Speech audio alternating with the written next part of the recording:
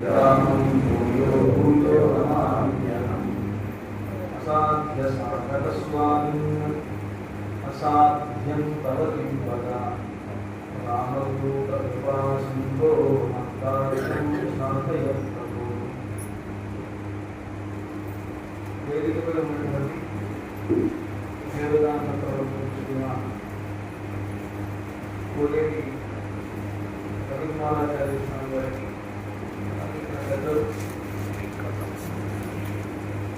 ఈ కార్యక్రమాన్ని నిర్వహిస్తున్నటువంటి వారు నాగోపడుతుంది వారికి ప్రణామాలు అర్పిస్తూ 2 రోజుల పాటు భద్రాచల క్షేత్రంలో ఉండి భద్రాచల రాముని సన్నిధిలో రామాయణ సంబంధమైనటువంటి సత్కారక్షేపాన్ని చేయాలి అనేటువంటి సంకల్పంలో ఇక్కడికి వచ్చేసినటువంటి అందరికీ భద్రాచల రామచంద్రమూర్తి సకల శుభాలను ప్రసాదించాలి అని ప్రార్థిస్తూ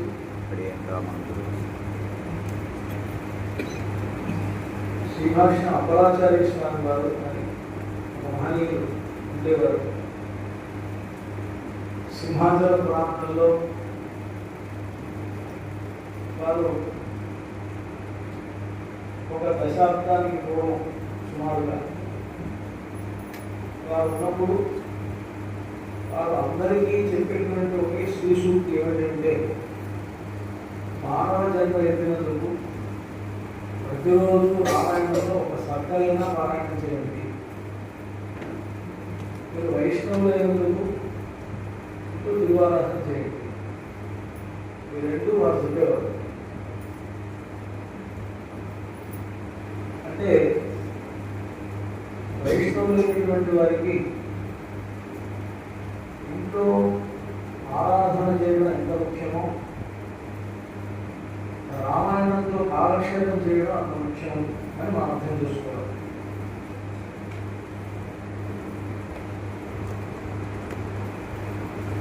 మనకి అనేకమైనటువంటి జన్మలు ఎత్తి ఎత్తి ఎత్తి ఎత్తి ఎంతో కాలానికి ఎన్నో జన్మల తర్వాత ఈనాడు మనం ఒక మానవ జన్మ ఎత్తిన తర్వాత ఈ మానవ జన్మలో కూడా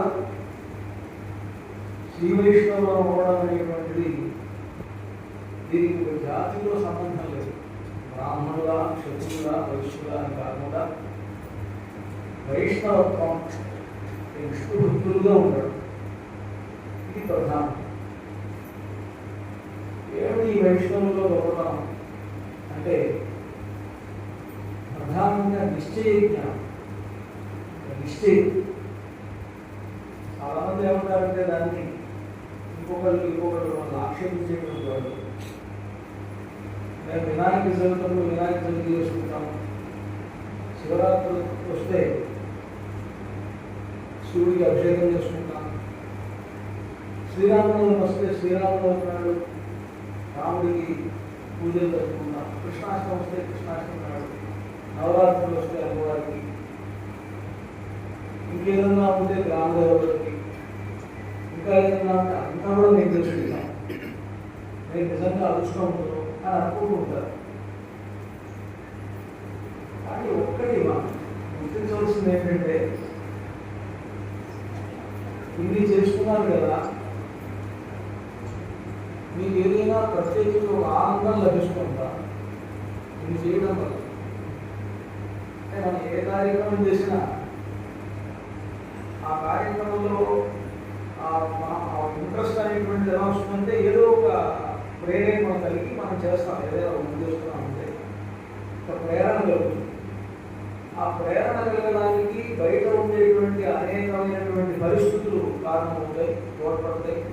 అవన్నీ కూడా మనకు ఒక మార్గంలో ప్రయాణించమని చెప్పడం కాదు, అదంతా కూడా మనకు ఒక దారి చూపిస్తాయి. ఆ దారిని బట్టి మనం వెళ్తూ ఉంటాం.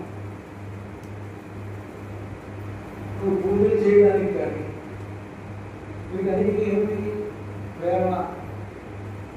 అసలు పూజలు ఎందుకు చేయాలి? అయినప్పుడు అసలు చూడండి, కాసేపటితోనే నాకు బాగా నిద్ర వస్తుంది. మీరు అమ్మని అడిగి వచ్చారు కానీ లేకపోతే ఇంటికి వెళ్తే దివారాధన చేసుకోవాలి. ఇంకా దివారాధన కావాలి, ఒక గంట సేపు చేస్తున్నారు, సాపాటు చేయాలి. కానీ నేను పొద్దున్నే తెల్లవారుజామున 4:30కో 3ంటికో లేస్తే తప్ప నా కార్యక్రమాలు కావాలని అవి చూసుకొని కోవలకు వచ్చి మళ్ళీ ఇంటికి పెట్టి మళ్ళీ కోవలకు వచ్చి ఇవన్నీ రాత్రి నేను పడుకునేటప్పటికి 11 ఎంతో ఒకప్పుడు అయిపోయిన తర్వాత కావలసిన పనులు ఏమైందో అనవసరమైన పనులు పెట్టుకున్నాను. అప్పటిదాకా చూడకుండా ఏదో ఒకసారి ఆ సెల్ చూడగానే దాంట్లో ఏదో వాట్సాప్లో మెసేజ్లు వేయడానికి, మళ్ళీ దానికి చాటింగ్, మళ్ళీ దాన్ని క్లీనింగ్ ఇవన్నీ చేసుకునేటప్పటికీ ఒక అరగంట నాకు తెలియకుండానే గంట ఎంత గడిచిపోతుంది, 12 అవుతుంది. అదే టైం అయిపోతే పడుకోవాలి, పొద్దున వెళ్ళాలని పడుకుంటున్నాను. ఇట్లాంటి పరిస్థితుల్లో మనకి ఇవన్నీ టైం ముందు చూస్తున్నాం. చేయడానికి ఏంటి చేస్తాం, కొన్ని చుట్టూ ఉండేటువంటి వాళ్ళ కోసం చేస్తాం, చుట్టూ ఉండేటువంటి వాళ్ళు మెచ్చుకోవాలని కొన్ని చేస్తాం. ఏదైనా వాళ్ళ కోసం చేస్తున్నాం తప్ప నీ కోసం నువ్వు చేసుకుంటున్నావు. నీకు ఒక నిశ్చయం ఉండి చేస్తున్నావా? అది ఆ నిశ్చయం ఉండి శివరాత్రి నాడే చేయి, శివ పూజే చేయి, అది ఒక నిశ్చయంతో చేయి. ఇది నేను చేయకపోతే ఉండలేదని చేయి, ఇది చేస్తే తప్ప నాకు శివభక్తి లేదు అనుకొని చేయి, శివుడి యొక్క ప్రీతి కోసం చేయి, అది శివరాత్రి చేయి, ఇంకేం చేయి. ఇదే విధంగా నువ్వు శ్రీరామనవమి చేసినా, వినాయక చవితి చేసినా, నువ్వేం చేశావో అది నీకోసమని నువ్వు సంతోషపడుతూ ఎంజాయ్ చేస్తూ చేసేటువంటి ఏదో ఒకటి ఉంటుంది తప్ప ఇన్ని ఉండదు. ఇన్ని ఎందుకు చేస్తున్నావు అంటే అందరూ చేస్తున్నారంటే చేస్తారు, అందరూ చేస్తున్నారు ఇంకా చేయాలి. ఇది వైష్ణవ సిద్ధాంతం. వైష్ణవ సంప్రదాయంలో అది చెప్పేది, నువ్వు ఏదైతే చేస్తున్నావో చేసేటువంటిది నువ్వు ప్రీతిగా, ప్రేమతో, హార్ట్ఫుల్గా ఏదో ఒకటి చేయి. ఆ ఒకటి తప్ప ఇంకా నువ్వు ఏది పరిపెట్టుకున్నా నువ్వు మిగతావన్నీ చేసేవన్నీ కూడా నాటకమే తప్ప అవన్నీ చేసేట్టు. సరే, ఇంకొకటి, మన పనులే అనుకుంటే మనకి నిద్రపోవడానికి సమయం లేదు, మన ఉద్యోగం మనం చేసుకోవడానికి సమయం లేదు, మన ఇల్లు కడుక్కోవడానికి సమయం లేదు, నా భార్య పిల్లలను చూసుకోవడానికి సమయం లేదు, వంట చేసుకోవడానికి సమయం లేదు, ఇల్లు క్లీన్గా ఉంచుకోవడానికి సమయం లేదు.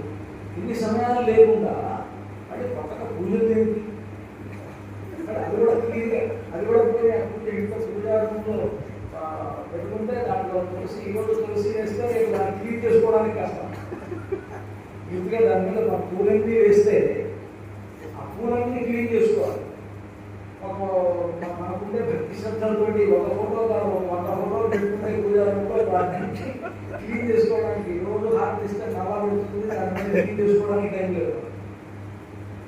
అంటే మనం ఇవన్నీ ఎలా చేస్తున్నాం? ప్రేమతో చేస్తున్నాం నిజంగా లేదు కదా. ప్రేమగా చేయండి, ఆ చేసేదేదో నిశ్చయ జ్ఞానంతో చేయండి అని చెప్పినటువంటి ఒక గొప్ప సిద్ధాంతం అది వైష్ణవ సిద్ధాంతం. విష్ణు సిద్ధాంతం అంటే విష్ణువునే పూజించండి అని చెప్తాం. విష్ణువునే ఎందుకు పూజించబడుతుంది అంటే నువ్వు ఏం చేసినా, ఎవరికి నువ్వు చేసినా అది విష్ణువు దగ్గరికి వెళ్తుంది. ఆకాశాత్ పతితంతోయం యథా గచ్చతి సాగరం సర్వదేవ నమస్కార కేశవం ప్రతిష్టతి. నువ్వు ఏ దైవానికి చేసినా అది విష్ణువు దగ్గరికి వెళుతుంది. ఎట్లాగా అంటే ఆకాశం నుంచి కింద పడినటువంటి ఏ నీరైనా, మురుగ్గాలలో నీరు కావచ్చు, సెలయేళ్ల నుంచి మారేటువంటి నీరు కావచ్చు, నదుల్లోంచి ప్రవహించేటువంటి నీరు కావచ్చు, డ్రైనేజీ నీళ్లు కావచ్చు, ఏ నీళ్ళైనా, నీళ్లు అంటే అవన్నీ ఎక్కడికి వెళ్తాయి? సాగరం, అవన్నీ సముద్రంలోకి వెళ్తాయి, మీకు తెలియకుండానే వెళ్తాయి. అందులో ఈ రోజుల్లో అయితే కంపల్సరీగా వెళ్తాయి. మన ఇంట్లో మనం స్నానం చేసే నీళ్ళు కూడా వెళ్తాయి. ఎందుకంటే మనం ఆ విధంగానే డ్రైనేజీ వ్యవస్థ అంతా ఏర్పాటు చేసుకున్నాం. అన్ని నీళ్లు సముద్రంలోనే కలుస్తాయి. ఎలాగైతే ప్రతి నీటి చుక్క సముద్రంలో కలుస్తుందో అదేవిధంగా నువ్వు ఎవరికి నమస్కారం చేసినా ఆ నమస్కారం అంతా కేశవం పరిగెచ్చింది, శ్రీనారాయణ దగ్గరికి వెళ్తుంది అని శాస్త్రం చెబుతుంటే నువ్వు ఆ చేసేదేదో ఆయనకే చెయ్యి అని చెప్తుంది వైష్ణవ సిద్ధాంతం. భగవద్గీతలో ఉన్న కృష్ణ పరమాత్మ ఏ అన్య దేవతా భక్త యజంతే శ్రద్ధయాన్వితా తేపి మామేవ కౌంతేయ యజంతి అతిథిపూర్వం. ఎవరైతే నన్ను భక్తితో కొలవకుండా, నన్ను అంటే కృష్ణుడిని అర్థం, భక్తి కృష్ణుడుగా అర్జునుడితో చెప్తున్నాను. ఏపి ఎవరైతే అన్యదేవతా భక్త, నాకంటే వేరైనటువంటి అన్యులైనటువంటి భక్తులు ఉంటారు, అన్యులైనటువంటి దేవతలకు భక్తులుగా ఉంటారో వాళ్ళు యజంతే శ్రద్ధయాన్విత, పాపం వాళ్ళకి ఆ దేవతల యందు ఉండేటువంటి భక్తి శ్రద్ధలతోటి వాళ్ళు ఆ దేవతలను ఆర్ట్ఫుల్గా పూజిస్తున్నారు. యజంతి అవిధిపూర్వం, అది ఎట్లాగా విధి కాదు. విధి అంటే అర్థం నన్ను పూజించడం విధి. ఎందుకంటే సర్వదేవతలలో ఉండి వాళ్ళందరికీ శక్తినిచ్చేటువంటి వాడిని నేను కనుక. ఎందుకంటే సర్వస్య చాహం తిరిగి ఇదంతా భగవద్గీతలోదే, వైష్ణవులు కల్పించి చెప్పింది కాదు, కృష్ణుడు చెప్పింది. సర్వస్య చాహం హృది సన్నివిష్ట మత్త స్మృతి జ్ఞానం అపోహనంచ వేదైశ్చ సర్వై అహమేవ వేద్య వేదాంతక్ వేద విదేవ చాహం. కృష్ణుడు అర్జునుడితో చెప్పినట్టు సమస్తమైనటువంటి ప్రాణులలోనూ సర్వత్రా కూడా హృది సన్నివిష్ట, అన్నిట్లో నేనున్నాను. మత్త స్మృతి, నా వల్లనే ఎవరికైనా జ్ఞాపకం కలుగుతుంది. ఎవరికైనా జ్ఞాపకం రావట్లేదంటే అర్థం నేను వాడి అనుగ్రహం లేదు, నా అనుగ్రహం లేదు వాడికి, అందుకని వాడికి జ్ఞాపకం రావడం. వాడికి ఏదైనా జ్ఞాపకం వస్తే నా వల్లనే వస్తుంది. మత్త స్మృతి, మత్త జ్ఞానం, వాడికి జ్ఞానం ప్రకాశిస్తోందన్నా అది నా వల్లనే. ఆయన లోపల లేకపోతే నేను మాట్లాడుతున్నానా, లోపల ఆయన నుండి మాట్లాడించకపోతే నేను చేసేవాడిని అంటున్నా. ఇంట్లో కూర్చున్న మంచాలు ఇలా చేశాను, ఇప్పుడు ఇలా చేశాను, కొంత ఎక్కేవాడిని, కొండ మీద ఎక్కేవాడిని, పొద్దున్న వేస్తే రాసేవాడిని. నా మనవాళ్ళు నిలబడుతుందని నేను చెప్పాలి. వాడు మాత్రం నమ్మరు, వాడు మాత్రం నాకు ఇలాగే చెప్తుంది. ఎప్పుడు నేను చూసినప్పుడు మనసులో ఉన్నాడు అనుకుంటాడు. అంటే మన పరిస్థితి ఎలా ఉంటుంది? జ్ఞానం, మనకి జ్ఞానం ప్రకాశిస్తుందన్న దైవం లోపల ఉండదు. మత్త జ్ఞానం, మత్త అపోహనంచ, కొంతమందికి అపోహలు ఏర్పడుతున్నాయి, అజ్ఞానం ఏర్పడుతుంది.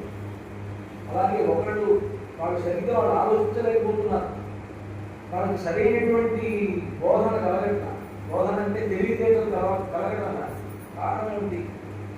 భగవంతుడే లోపల ఉండి అలా చూస్తున్నాడు. అంటే హిరణ్యకశిపుడు వాళ్ళలాగా ఉండడానికి కారణం భగవంతుడు. అంటే హిరణ్యకశిపుడు లాగా ఉండడానికి కారణం భగవంతుడే. ప్రహ్లాదుడు లాగా ఉండడానికి కారణం భగవంతుడే. అదేంటి మళ్ళీ అంటే ఎవరైనా దుర్మార్గుడు కూడా నేను చేయట్లేదు కానీ లోపల ఉండే ఆయన చేస్తున్నాడు. నిజమే, లోపల ఉండే ఆయన చేస్తున్నాడు వాస్తవం.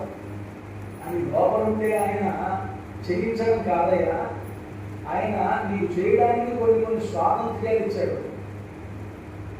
ఇప్పుడు ఇక్కడ రెండు పెట్టారు, ఇక్కడ మైకు, ఏ మైకు తీసుకోవాలో నాకు వాడు డైరెక్షన్ ఇవ్వాల.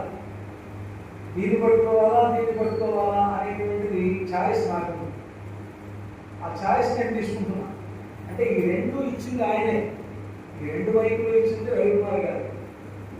దీంతో మాట్లాడితే మీకు వినిపిస్తుందా, దీంతో మాట్లాడితే వినిపిస్తుందా అనేటువంటి నిర్ణయం నాకు వదిలిపెట్టేసి ఆయన పక్క నుండి చూస్తున్నారు. మైకులు రెండు ఏర్పాటు చేశారు. ఇప్పుడు భగవంతుడు కూడా శాస్త్రాలు ఇచ్చాడు, సద్బుద్ధి ఇచ్చాడు, అవి స్థుతులు చూపించాడు. ఎదురుగా ప్రహ్లాదు లాంటి వాడిని కొడుకు చూపించాడు, హిరణ్యకశిపుడికి బలం ఇచ్చాడు, తపస్సు చేసే శక్తిని ఇచ్చాడు. ఇవన్నీ భగవంతుడే ఇచ్చాడు. ఆయన ఇచ్చినటువంటి దాంతోనే వాడు అలా అయ్యాడు, వీడు ఇలా అయ్యాడు. ఇద్దరికీ ఒకే రకమైనటువంటి పరిస్థితులే భగవంతుడు కల్పించాడు. ప్రహ్లాదుడికి ఏమి కొత్తగా ఏమి రాలా. ప్రహ్లాదుడి ప్రపంచము అదే, హిరణ్యకశిపుడి ప్రపంచము అదే. కానీ హిరణ్యకశిపుడు వాళ్ళలాగా ఉంటాడు, ప్రహ్లాదులాగా ఉంటాడు. అంటే అర్థం భగవంతుడే ఇచ్చినా భగవంతుడు ఇద్దరి విషయంలోనూ సమానంగానే ఇచ్చాడు. ఇద్దరికి రాక్షస జన్మే ఇచ్చాడు. భగవంతుడికి ఏమన్నా ఆయనకి సమానం. ప్రహ్లాదుడు రాక్షసుడే, హిరణ్యకశిపుడు రాక్షసుడే. ఇద్దరిని రాక్షసుల్లోనే గుర్తించాడు. హిరణ్యకశిపుడికి ఎలా తపస్సు చేసేటువంటి శక్తిని ఇచ్చాడు, ప్రహ్లాదుడికి అలా తపస్సు చేసేటువంటి శక్తిని ఇచ్చాడు. ఇద్దరికి సమానమే అది కూడా. కానీ వాళ్ళు ఆ రెండు తపస్సులతోటి, అంటే ప్రహ్లాదుడు తపస్సు చేశాడు, హిరణ్యకశిపుడు తపస్సు చేశాడు. కానీ ప్రహ్లాదుడు చేసినటువంటి తపస్సుని మనం కూడా తపస్సు అనుకోవట్లేదు. అది దురదృష్టం. అంటే హిరణ్యకశిపుడు తపస్సు చేశాడు అని వ్యాస మహర్షి ధారణ కానీ హిరణ్యకశిపుడు తపస్సు చేశాడు. ఎన్ని సంవత్సరాలు చేశాడు? ఎన్ని సంవత్సరాలు తపస్సు చేశాడంటే కొన్ని వేల సంవత్సరాలు తపస్సు చేశాడు. ఎంతకాలం తపస్సు చేశాడు? ఒంటి నిండా కుక్కల గురించి ఎంతగా తపస్సు చేశాడు. ఇది మాత్రం హిరణ్యకశిపుడికి చెబుతారు. కానీ ప్రహ్లాదుడికి మాత్రం కుక్కలు మొలవలేదు. ప్రహ్లాదుడికి కుక్కలు మొలవలేదు. ప్రహ్లాదుడు తపస్సు చేసినట్టుగా మీకు అనిపించడం. కానీ ఏ తపస్సు చేయనటువంటి ప్రహ్లాదుని భగవంతుడు రక్షించాడు, హిరణ్యకశిపుడిని శిక్షించాడు. ఎక్కడ అన్యాయం ఆలోచించి ఎక్కడైనా ఉందా? నేను ఎవరు చెప్పినా ఇలాగే చెప్పాలి కదా. భాగవతం ఎవరు చెప్పినా ఇలాగే చెప్పాలి. ప్రహ్లాదుడు ఏ తపస్సు చేసినట్టుగా అనిపించట్ల. పుట్టినప్పటి దగ్గర నుంచి నారాయణ నారాయణ అనుకుంటున్నాడు. వైష్ణవులు లాగా. వైష్ణవులకు కూడా ఏ తపస్సులు లేవు, ఏ వ్రతాలు లేవు. వైష్ణవులకి మీకు వరలక్ష్మి వ్రతం లేదు, సత్యనారాయణ వ్రతం లేదు, ఇంకో వ్రతం లేదు, నందికేశ్వర వ్రతం లేదు, కేదారేశ్వర వ్రతం లేదు, ఏ నోములు లేవు కదా. మరి అలాగే ప్రహ్లాదులకు కూడా ఏ నోములు లేవు. హిరణ్యకశిపుడికి అన్నీ ఉన్నాయి. ఈ నోములన్నీ చేశాడు. పైగా 1000 సంవత్సరాలు, 2000 సంవత్సరాలు ఆయన చేసినటువంటి తపస్సులు కూడా ఎట్లాగా ఉండినంత కొత్తగా గురించేట్టుగా భయంకరమైన తపస్సు. ఎండాకాలంలో మంచాగ్ని మధ్యలో తపస్సు చేశాడు. వర్షాకాలంలో వర్షంలో తడుస్తూ ఇంతలాగా కంఠదగ్నంగా నీళ్లలో కూర్చొని తపస్సు చేశాడు. చలికాలంలో, వర్షాకాలం అవన్నీ ఆయన చేశాడు. ప్రహ్లాదుడు ఏం చేయలేదు. ప్రహ్లాదుడు మామూలుగా ఉన్నాడు. ఇంకా ప్రహ్లాదుడు ఏం చేశాడు? ఆయన కూడా తపస్సు చేశాడు. ఎలా చేశాడు? ధాన్యంపుడు త్రావుచు, గుడుచుచు, భాషించుచు, ఆసలీలా సర్చు చేయుచు, సంతత శ్రీ నారాయణ పాదపద్మయుగడి ధ్యానాందాస్వాద సంధానుడై మరచలు సురాలి శుద్ధుడు వేద విశ్వబుద్ధువల. పరీక్షితుడు చెబుతున్నాడు శుభమహర్షి. ప్రహ్లాదుడు తపస్సు ఏమిటంటే మంచినీళ్ళు తాగుతాట. మంచినీళ్ళు తాగుతున్న శ్రీమన్నారాయణుడే తలుచుకుంటాడు. గుడి కూర్చుంది, భోజనం చేస్తున్నా భోజనం చేసేటప్పుడు నారాయణుడిని తలుచుకుంటున్నాడు. ప్రత్యేకించి ఆయన కార్తీక మాసము, లేకపోతే ధనుర్మాసము, శ్రావణ మాసము, ఏదో ఒక మాసం మాత్రం దీక్ష తీసుకోరు. జీవితమే దీక్ష, నిత్యమే దీక్ష. నిత్యమే ఇంట్లో తిరువారాధన చేయండి కదా మనకు చెబుతోంది వైష్ణవ సంప్రదాయంలో. ఇంట్లో నిత్యం తిరువారాధన చేయండి. ఈ మధ్యలో ఈ సత్యనారాయణ ఏంటి? ఆ సత్యనారాయణ నిత్యం పూజ చేయండి. సత్యనారాయణుడే ఇంట్లో, ఆ సత్యనారాయణుడికి నువ్వు నిత్యం పూజ చేయండి. ఏదో నువ్వు అనుకున్నప్పుడు గృహప్రవేశం కూడా నిత్యం చేసుకోండి. ఇది వైష్ణవం చెబుతోంది. ప్రహ్లాదుడు చేసింది అదే. మరి ప్రహ్లాదుడు చేసినటువంటి పని ఏంటి? నీడు తాగుతున్నా నారాయణ పాదపద్మయుడి ధ్యానం, కూర్చుంటున్నా అంటే భోజనం చేస్తున్నా నారాయణ పాదపద్మయుడి ధ్యానాస్వాద సంధానమై ఉన్నాడు. హాసలీలా సల్లాపములు చేయుచు, పిల్లలతో ఎవరితో నవ్వుతూ మాట్లాడినా, హాస్యంతో మాట్లాడినా, ఏం మాట్లాడుతున్నా తన మనస్సులో మాత్రం నారాయణ పాద పద్మాలు మర్చిపోకుండా చేస్తున్నాడు. ఇది ప్రహ్లాదం చేసిన తపస్సు. ఈయన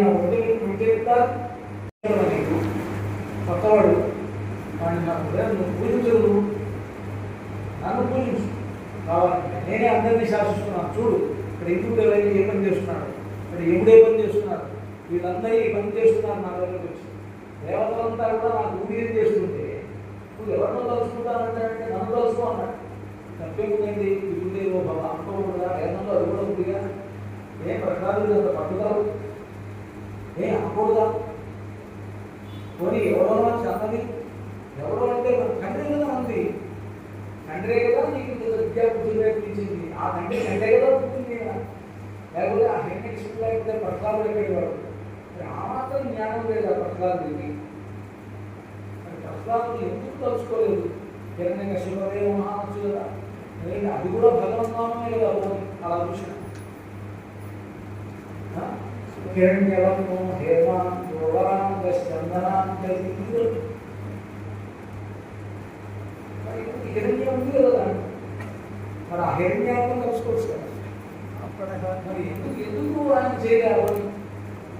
ప్రహ్లాదుడు ఎందుకు చేయలేదో వైష్ణవుడు కూడా అందుకు చేయలేదు. ఎప్పుడైతే అలా అనుకుంటున్నావో అప్పుడు ఏమవుతుంది? నువ్వే నీటిని కోరుకుంటావు. అందుకని ఇక్కడ ఏ యజ్ఞదేవతా భక్త ఏదంటే శ్రద్ధయాన్విత, వాడి శ్రద్ధతో వాడు చేస్తున్నాడు. తేపి మామేవ కౌంటేయ, వాళ్ళు ఇతర దేవతలను ఆరాధిస్తున్నా వాళ్ళు కూడా మామేవ నన్నే అర్జున యజంతి పూజిస్తున్నారు. అవిధి పూర్వకం, విధితో కాకుండా అవిధిగా చేస్తున్నారు. అంటే పద్ధతిగా లేకుండా పద్ధతి లేకుండా చేస్తున్నారు. ఈ హిరణ్యకశిపుడు కొన్ని వేల సంవత్సరాల పాటు బ్రహ్మదేవుడి గురించి తపస్సు చేసినా బ్రహ్మదేవుడిని పూజించినట్లు కాదు, అది కృష్ణుడిని పూజించినట్టు. కానీ ఆయన కృష్ణుడిని భగవంతుడిగా అనుకోవాలి, బ్రహ్మదేవుడిని గొప్పగా అనుకున్నాడు. బ్రహ్మదేవుడిలో కూడా పురుస్తాడు అనుకున్నాడు. అనుకుని బ్రహ్మదేవుడిని పూజించాడు. కొన్ని వేల సంవత్సరాలు తపస్సు చేశాడు. వాడికి కావాల్సింది వాడు పొందాడు, వాడికి కావాల్సింది వాడికి ఇచ్చాడు. వాడి కోరాడో కోరికలంతా వచ్చినాయి. వాడు కోరికలు ఏదైతే ఉందో అంతా సాధించుకున్నాడు. కనుక భగవంతుడు ఎక్కడ పక్షవాదం చూపించాడు? ఎక్కడ చూపించాడు? భగవంతుడు వరకు ఆయన ఇవ్వవలసింది హిరణ్యకశిపుడికి ఇచ్చాడు, ప్రహ్లాదుడికి ఇచ్చాడు. కానీ బాగుపడిన వాడు ప్రహ్లాదుడు, చెడిపోయినటువంటి వాడు హిరణ్యకశిపుడు. స్వతంత్రం ఇచ్చాడు. ఈ మైకు పట్టుకోవాలా ఈ మైకు పట్టుకోవాలా అన్నప్పుడు ఈ మైకు పనిచేయదు అని తెలిసిన తర్వాత దీన్ని పక్కన పెట్టడం కరెక్ట్, ఈ మైకు పనిచేస్తుంది అనుకున్న తర్వాత దీన్ని పట్టుకోవడం కరెక్ట్. ఇది చేస్తే నేను అనుకున్న లక్ష్యాన్ని సాధిస్తాను, లేకపోతే దీంతో ఉంటే దీని తప్ప నేను చేయాలంటే నేను బ్యాటరీ మార్చాలి, అవి మార్చాలి, ఇవి మార్చాలి, తర్వాత పని దీనికి, దానివల్ల నష్టపోతాను. ఏది తీసుకోవాలి అనేటువంటి విచక్షణ అనేటువంటి మనకే భగవంతుడు ఇచ్చాడు కనుక ఆ బుద్ధి ప్రేరణ కూడా భగవంతుడే చేసినా అది కూడా నీ కర్మాన్ని బట్టి వస్తుంది. నువ్వు చేసుకున్నటువంటి కర్మాన్ని బట్టి. ఆయన ఎప్పుడో వైకుంఠంలో సనకాది మహర్షుల యొక్క శాపానికి గురైనవాడు వాడు ఇప్పుడు ఇలా పుట్టాడు. పుట్టినటువంటి వాడు అలాగే ఉండేటువంటి అవకాశం ఉంది కనుక వాడు అలా ఉపయోగించుకున్నాడు. భగవంతుడి దగ్గర ఎటువంటి తేడా లేదు. వైకుంఠంలో కూడా వాడి బుద్ధి అలాగే సనకసనకాలని అవమానపరచడం అనేటువంటి బుద్ధి అప్పుడే దానికి ఫలితంగా అనుభవిస్తున్నాడు. అనుభవిస్తున్నప్పుడు ఆ అనుభవానికి భగవంతుడు అడ్డురాడు. నువ్వేం చేయగలుగుతున్నావో చేసుకో. నీకు ఆ స్వాతంత్ర్యాన్ని భగవంతుడు ఇస్తున్నాడు.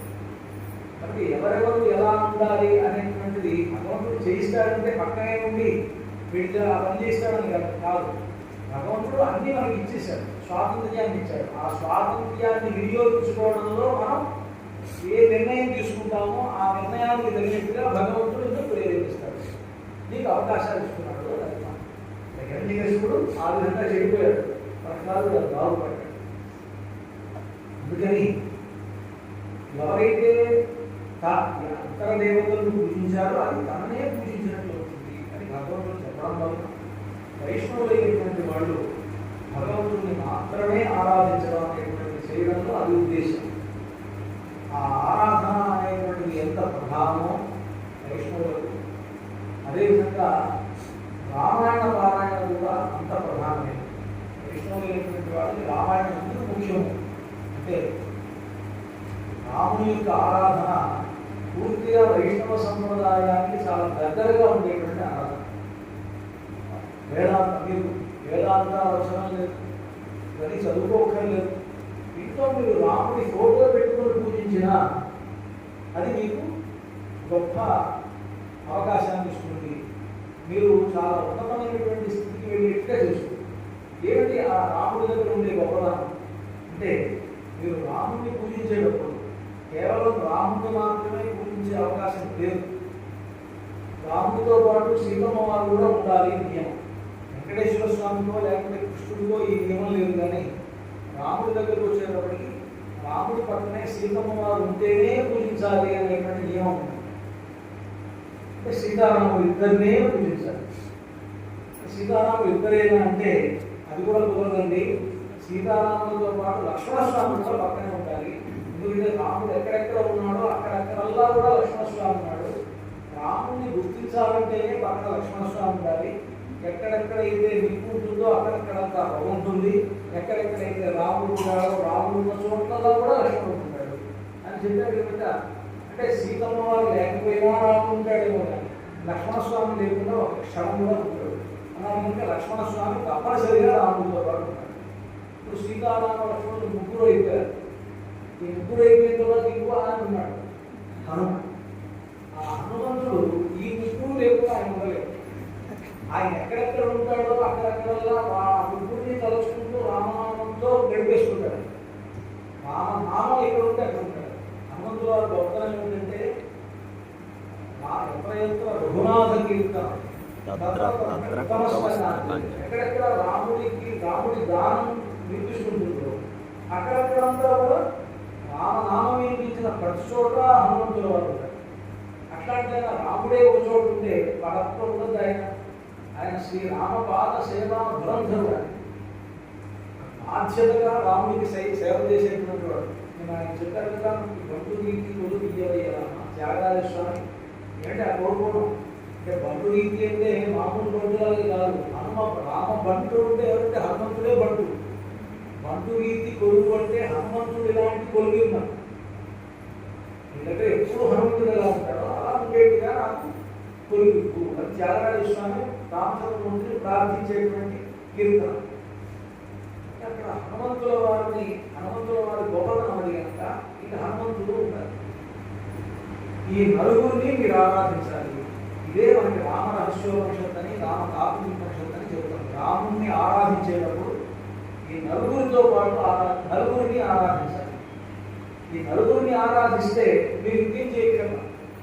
మీ దగ్గర ఆళ్వార్ ఆచార్యులు ఉన్నారా? సంబంధం ఆచార్యులు ఉన్నారా లేదా? అది కూడా అవసరం లేదు. ఎందుకు అవసరం లేదంటే అది మళ్ళీ మనకి సంప్రదాయం అవుతుంది.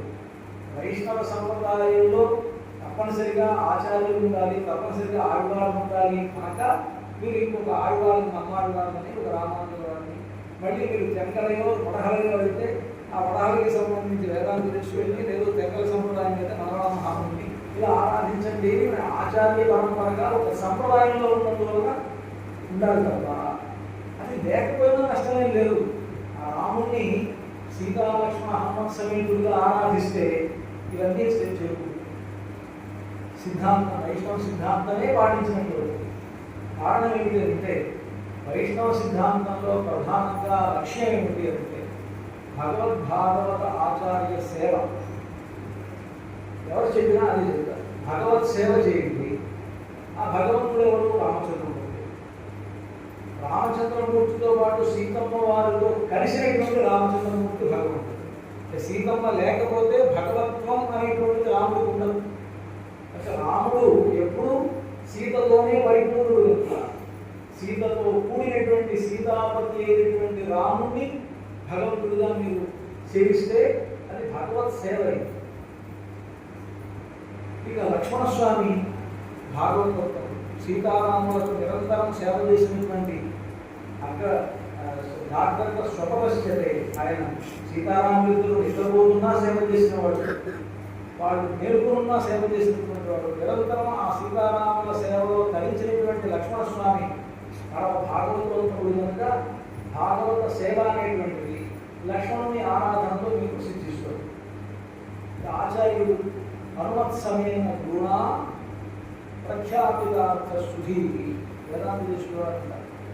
సుందరకాండ కథ మొత్తానికి సారాంశం చెప్తారంట. ఏమిటా సారాంశం అంటే, హనుమంతుల వారు గురువు, సీతమ్మ వారు ఒక జీవాత్మ, రామచంద్రమూర్తి పరమాత్మ, లంకానగరం అనేటువంటిది ఈ శరీరం.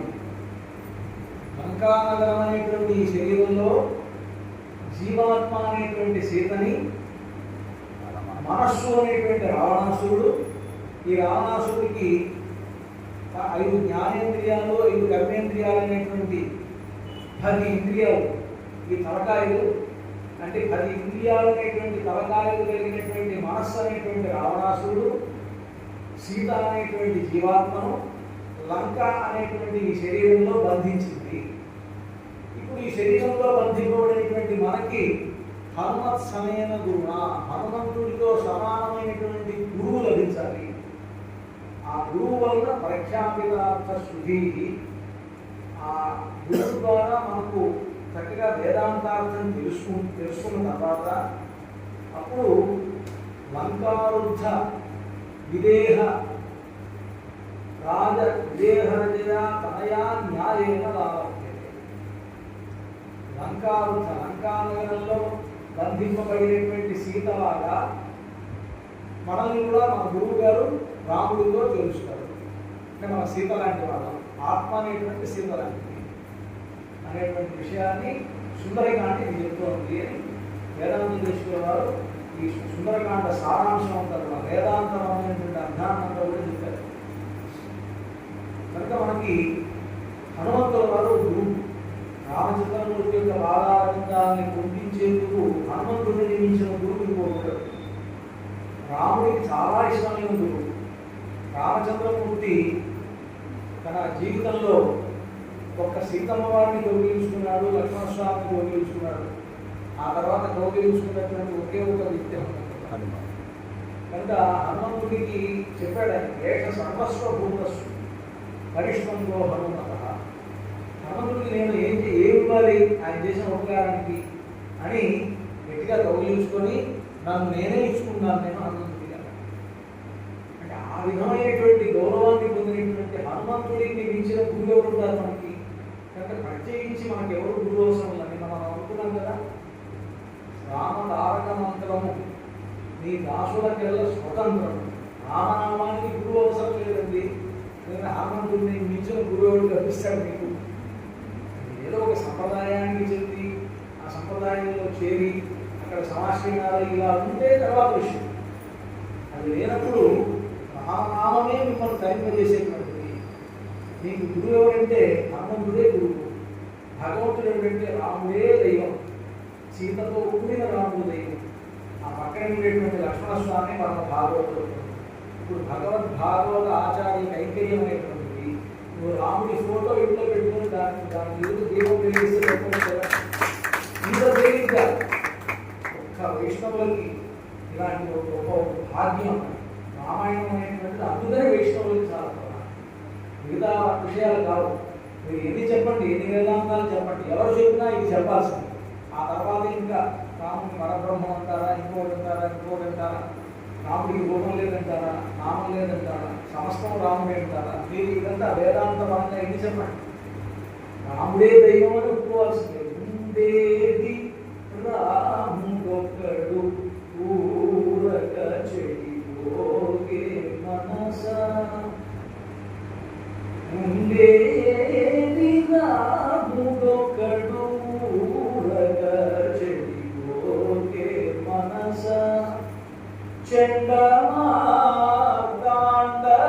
మధ్యమండలమున చలంగే, ఉండేది రాముడొక్కడు ఊరక చెడిపోగే మనస. తామస తామసాది గుణరహితుడు ధర్మాత్ముడు సర్వసముడు తామసాది గుణరహితుడు. రామచంద్రమూర్తి తామసము రాజసము లేనటువంటి పరమ సాత్వికమైనటువంటి ముక్తి. ఆకాశంలో మనం ప్రకాశిస్తూ ఉండేటువంటి సూర్య మండలంలో ఉండేటువంటి గొప్ప తేజస్సు ఉంటే రామచంద్రుడు. చండమార్తాండ మధ్య మండలమున చలంగే. చండమార్తాండు బాగా విపరీతమైనటువంటి వేడితో ప్రకాశిస్తూ ఉండేటువంటి ఆ సూర్య మండలాంతర్వర్తిగా ఉండేటువంటి తేజస్సు ఏదైతే ఉన్నదో ఆ తేజస్సు ఎవరో అంటే రామచంద్రమూర్తి. ఆ రామచంద్రమూర్తి ఎప్పుడు ఉంటాడు, మిగతా అన్ని పోతాయి. ఉండేది రాముడు, రాముడు ఒక్కడే ఉంటాడు. ఊరగా చెడిపోగే మనస, ఊరికే చెడిపోకు, చెడిపోక అవసరంగా చెడిపోక అది ఇది ఇది ఎందుకు నీకు అంటూ పెడతావు. రాముడు ఒక్కడే ఉంటాడు. ఆయన ఎవడు తామసాది గుణరహితుడు. తామసము రాజసము అనేటువంటి గుణములు లేనటువంటి వాడు. ధర్మాత్ముడు సర్వసముడు. ధర్మాత్ముడు ఆయన. సర్వసముడు అంటే ఏమిటి అర్థం? ఆయనకు వీళ్ళంటే ఇష్టం, వాళ్ళంటే ఇష్టం లేదనేటువంటిది లేదు. అందరినీ ప్రేమిస్తాడు. నువ్వు వెళ్ళి ఇప్పుడు వెళ్ళి నీ వాడినను అంటే చాలు, నేను నీ వాడిని అంటే ఒకసారి అంటే చాలు, పదిసార్లు నీ వాడిని మీరు తీసుకొచ్చి వెళ్ళు, అవసరం టైం తీసుకో. ఆయనకి నీకు నీ వాడిని ఒకసారి అంటే చాలు, ఆయన నేను అనుగ్రహిస్తాను. ధర్మాత్ముడు సర్వసముడు క్షేమ క్షేమకరుడు త్యాగరాజ చిత్తహితుడు చలంగే. చిత్తహితుడు త్యాగరాజ చిత్తహితుడు. త్యాగరాజు యొక్క మనస్సుకు చాలా ఇష్టమైనటువంటి వాడు. క్షేమకరుడు. ముఖ్యంగా మీరు ఇంకొకరిని ఆరాధిస్తే మీకు క్షేమం కలవచ్చు, కలగవచ్చు. రాముడి దగ్గరికి వెళ్తే మాత్రం ఇప్పుడు క్షేమం. రాముడిని నేను ఎప్పుడు శిక్షించాడు. ఒకవేళ నువ్వు ఏదైనా బాధపడుతున్నావంటే రాముడికి నువ్వు చేసిన ద్రోహం వల్ల కష్టపడుతున్నావు అదంతా రాముడు నేనే అంటాడు. రాముడికి నువ్వు చేస్తే రాముడికి ద్రోహం. రాముడిని తిట్టిన వాడు ఏమైపోయారు అనేటువంటి మనం గమనించవచ్చు. ఎక్కడ రాముడిని తిట్టారో వాళ్ళు సర్వనాశనం అయిపోతారు. దాంట్లో సందేహం లేదు. ఎట్లా అంటే మిడతలు కనుక దైవం మీద ఎగిరి వాటి జీవితాన్ని పోగొట్టుకుంటే రాముడు మాత్రం ఏం చేయదు. ఆయన క్షేమకరుడు. రాముడు ఎప్పుడు మీకు క్షేమాన్ని కలుగజేస్తాడు అని త్యాగరాజస్వామి గారు ఉండేది రాముడు ఒక్కడు అన్నారు. భక్తిలో కూడా చెప్తున్నారు. రామభక్తి అనేటువంటిది ఎలాంటిది అంటే రామభక్తి సామ్రాజ్యం ఏ మానవులాగపునో మనసా రామభక్తి. ఆ మానవుల సందర్శనం, ఆ మానవుల సందర్శనం ఎవరికైతే రామభక్తి ఏర్పడిందో ఆ రామభక్తి ఏర్పడిన వాళ్ళ యొక్క సందర్శనం చాలా మనకి. కనుక అలాంటి రామభక్తి సామ్రాజ్యం. అంతేకాదు రామభక్తి ఎలాంటిదో త్యాగరాజస్వామి మరొక కీర్తనలో చెప్తారు. రామభక్తి ఎలాంటిది అంటే మిగతా భక్తులు పక్కన పెట్టండి, నీకు మంచి మార్గం ఉంది కదా, రామభక్తి అనేటువంటి మార్గం ఉంది కదా, ఆ మార్గం ఉంటే ఊరిని ఎందుకు అటు ఇటు తిరుగుతావు. డైరెక్ట్ రాజవీధి ఉంది ఇక్కడి నుంచి, ఆ రాజవీధిలో ప్రయాణించు. సక్కని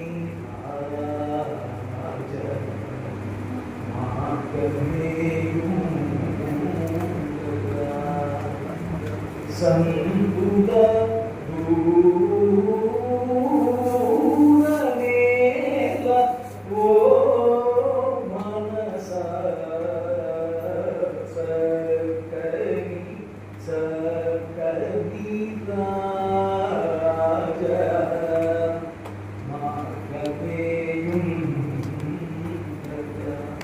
చక్కని చెప్పేటప్పుడు కూడా త్యాగరాజ స్వామి వారి సాహిత్యం సంగీతం కూడా చాలా గొప్పగా వాళ్ళు చెప్తుంటారు. ప్రజెంట్ చేసేటప్పుడు త్యాగరాజ స్వామి వారి ధాతుమాతుల నిర్మాణం అంటే సాహిత్యము సంగీతము ఈ యొక్క నిర్మాణం ఎలా ఉంటుందంటే భావవిభిన్నంగా ఉంటుంది. అది చెప్తారు. చక్కని రాజమార్గం అంటే స్ట్రైట్గా ఉంటుంది రాజమార్గం. అది ఎప్పుడు దాని ఎలా చెప్తున్నారు? సకని సకని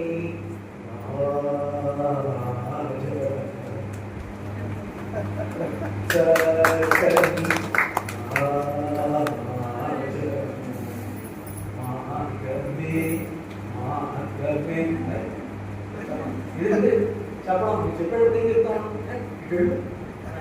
సకని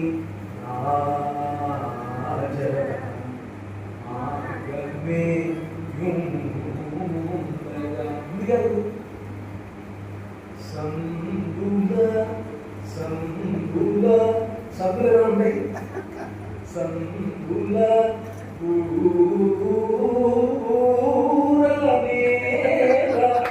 సందుల ధోరణి ఎలా? సందులు ఇలాగే ఉంటాయి కదా. ఆ సందుల ధోరణి ఎలా చూడండి, ఎలా ఆ సంగీతం కూడా అలా ఉంటుంది. అది త్యాగరాజ స్వామి వారి కృషి అన్నమాట. ఆయన చెప్పిన ప్రతి కీర్తన ఒక ఉపనిషత్తు, త్యాగరాజ ఉపనిషత్తు అంటారు. త్యాగరాజ స్వామి వారి ఉపనిషత్తు ఆయన దర్శించినటువంటిది. త్యాగరాజన్ కండ పాట అంతే తప్ప త్యాగరాజన్ ఏదిన పాట తిన్నారు రాసింది కదా. ఆయన కండ పాట చూసినటువంటిది. అందుకని సకని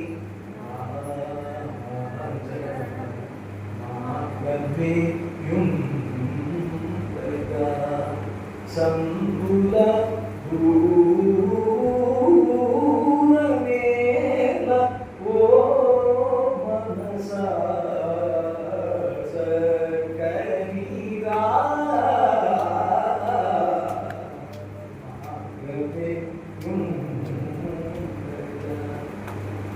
చీకని పాదు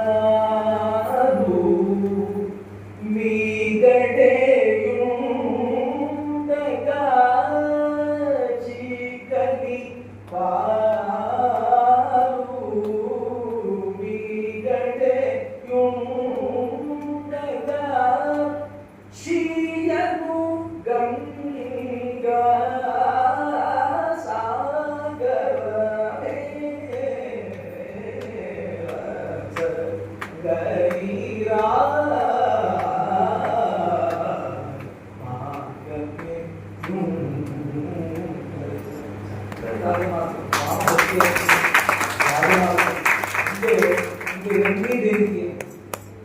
ఇలాగా మనకు త్యాగరాజ స్వామి వారు లాంటి వాడు రామభక్తి అంటే రామాయణం, రామభక్తి, రాముడి ఆరాధన అనేటువంటిది వైష్ణవులకు అది ఒక పెళ్లి జన్మ.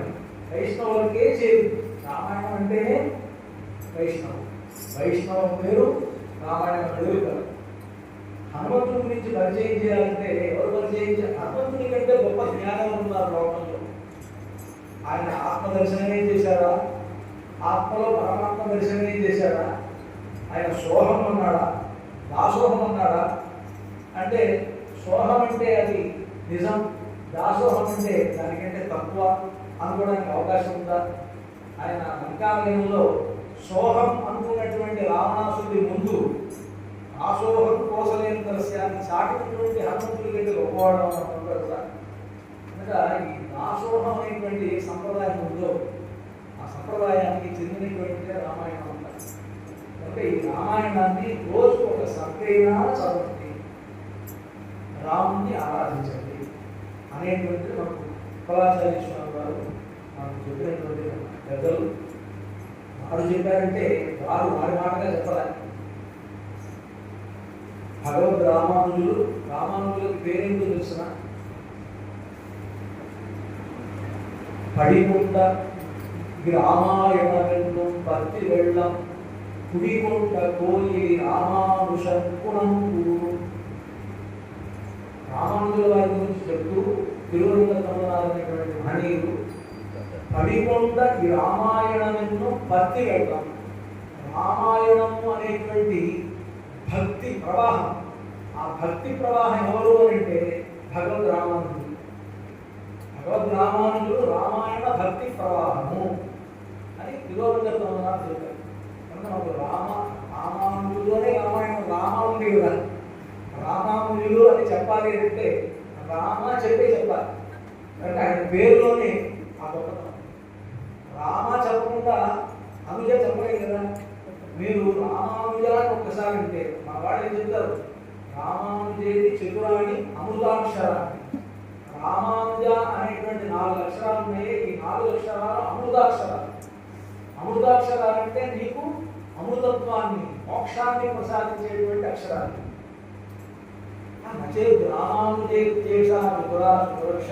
రామానుజ అనేటువంటి 4 అక్షరాలు లేకపోతే కామ వస్తామద్యంతే జంతవు అంత మానుష, ఇంకా అలాంటి వాళ్ళకి గతి ఉంటుంది.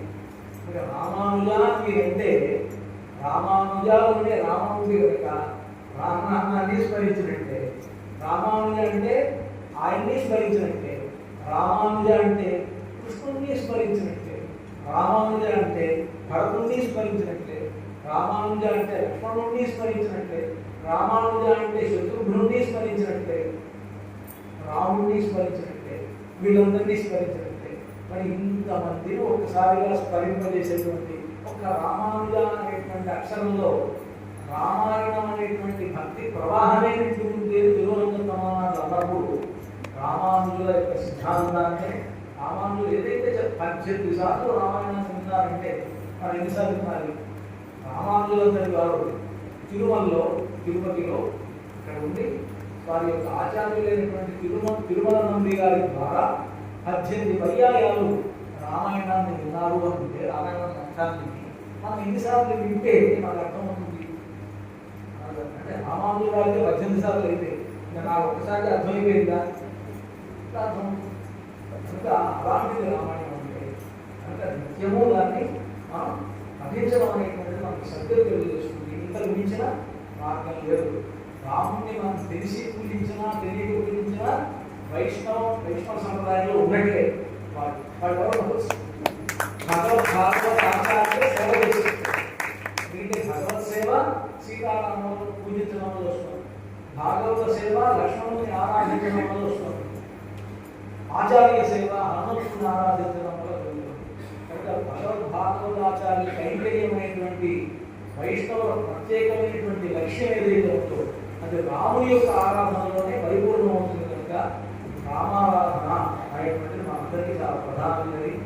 అలాంటి రాముడు అని చెప్పినట్టుగా స్థిరముగా భద్రగిరిపై నెలకొన్న రాముడు అని, భద్రగిరి పైన స్థిరంగా ఉన్నటువంటి వాడు భద్రాచలం నిత్య సాన్నిధ్యం చేసి ఉంటాడు భద్రాచలంలో. అటువంటి చోట మా ఓరేడు రవికుమార్ గారి సభ వల్ల మీరంతా ఇక్కడికి వచ్చి ఈ 2 రోజుల పాటు 3 రోజుల పాటు చక్కని రామాయణ కాలక్షేపాన్ని చేసేటువంటి అవకాశాన్ని వారు కలుగు చేశారు. ఆ అవకాశాన్ని మీరు అన్ని కూర్చుంటూ ఉన్నారు. మీ అందరికీ భగవంతుడు సీతాపతి అయినటువంటి శ్రీ రామచంద్రమూర్తి సకల శుభాలను ప్రసాదించాలి. సమయం ఎక్కువ తీసుకోవచ్చు అయినప్పటికీ దాన్ని ఏమనుకోకుండా మన్నించి దీంట్లో ఉండేటువంటి మంచి విషయాలు గ్రహించవలసిందిగా కోరుకుంటున్నాను. జై శ్రీరామ్.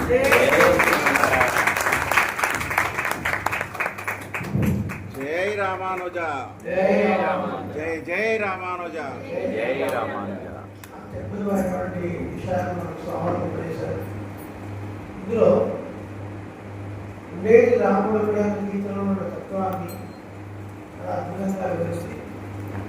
రాముడే రాజమార్గం ఇచ్చినప్పుడు ఒక శ్లోకం అంటే శ్రీమ విల్లూరు నడాదు స్వామి శ్రీది స్వామి వారికి ఆసుకవ్యం పేరు. వారు మందస్థిత రామాయణం అని ఒక రామాయణం రాశారు. పడుగులు రాముడు పడుగులు అనే ఆచార విభాషంలో శ్రీరాముడు నవ్వుకుంటాడు. మొట్టమొదటి శ్లోకంలో ప్రారంభమవుతుంది. అనాదృక్ష మహీయదీవ్య సుషమా శైవాక్ష్యాక్షణ శ్లోకం చెప్తారు. సీతాపతి ఒక భక్తుడు శ్రీరాముడు దివ్య సౌందర్యాన్ని చూసి ఒక్కసారి నమస్కారం చేసినా చాలట. వీడు ఏమి చేయాలి ఏమి చేయాలి కాదలాడుతుంటాడ. అట్లాంటిది వీడు పడి దిశ నమస్కారం చేస్తున్నాడు. అయ్యో వీడు ఒక్కసారి చేస్తే అన్ని ఇచ్చాను కదా, వీడు దిశ నమస్కారం చేస్తున్నాడు, వీడు ఇంకా ఏమి చేయాలి అని రాముడు నవ్వుతున్నట్టుగా అనుభవం ఉంటాడు. అంటే రాముడు ఏ సందర్భంలో నవ్వుతున్నాడు అన్న సిచ్యువేషన్ని వారు భావించి అద్భుతంగా మతస్థితి రామాయణం అని అక్కడ ఇస్తారు. దీని ప్రమాణం సారణ స్మృతిలో ఉంది. నిజమైన విగ్రహాన్ని ఆపద పుస్తకం ఒక్కసారి చూస్తే చాలంట పాతకాలే పోతాయంట. కుంకునస్తు ఉపపాతకాహ. ఇక పాతకాలు నశించిపోయినప్పుడు ఈ చిన్న పాపాలంటండి అంటారు. పరమాత్మను సేవించడం, నిర్మల విగ్రహాన్ని సేవించడం అంత గొప్పది. అచ్చామూర్తి వైభవం అంత గొప్పది. మన సంప్రదాయాలు ఆదివారంలో కూడా ఇరుపడి గుర్తించిన అచ్చామూర్తినే అటువంటి. ఎప్పుడైనా రామానుజ అంటే ఎన్ని దర్శకులు అవుతుంది అని స్వామి అద్భుతంగా వివరించారు. రామానుజులు 18 సార్లు శ్రీరామాయణం సేవించారంటారు. అది మన చరిత్ర విదితం. ఒక్క మాట ఆలోచించండి. నిత్యం తిరువారాధన చేస్తాను, నిత్యం మంగళారాధన చేస్తాను కదా, అందులో శ్లోకం చెప్తాను కదా,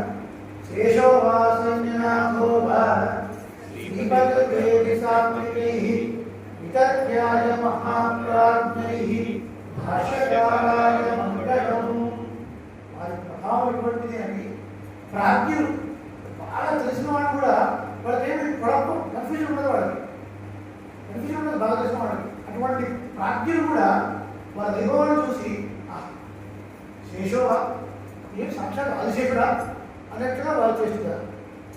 కాదు సంజనాథోవా విశ్వక్సేనుడా, శ్రీపతివా సాక్షాత్ శ్రీమన్నారాయణుడా అని మహాపండితులు కూడా తర్కించుకునేటువంటి గొప్ప వైభవంగా రామానుజులే 18 సార్లు శ్రీరామాయణం సేవించారంటే మనం ఎన్నిసార్లు సేవించాలి, ఎన్ని వేల సార్లు సేవించాలి అంటే అందుకే భూయో నమామ్యం అన్నట్టుగా భూయ ఏవాస్తు భూయ అని రాసినట్టుగా కాలం ఉన్నంత వరకు రామాయణం సేవిస్తూనే ఉండాలి.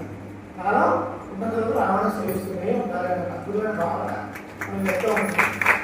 రామాయణ సమయానికి ధన్యవాదాలు తెలుపుకుంటూ చిన్న విన్నపం మా శ్రీమతి గారు ఇట్టి ముద్దులు ఆడేది అనేది మీ రాత్రుల్లో వినాలని ఆశపడుతుంది. ఒక్కరికి ఇట్టి ముద్దులు ఆడేది పండించాలి. ఇట్టి ముద్దులాడు వాడు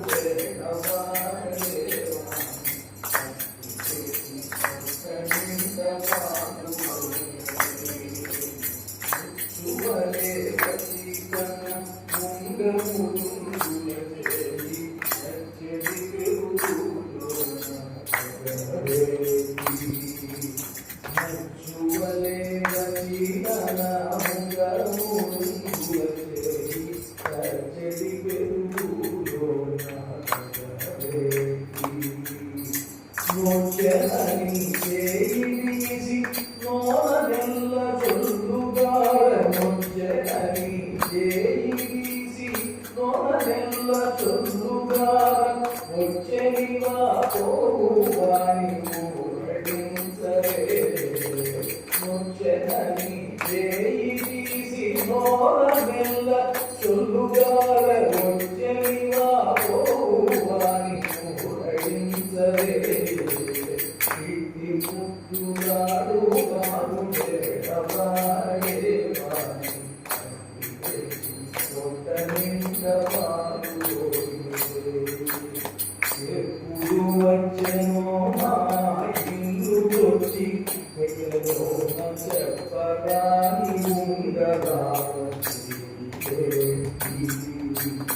ఎప్పుడు వచ్చెనో మా ఇల్లు వచ్చి పెట్టెలోన చెప్పగాని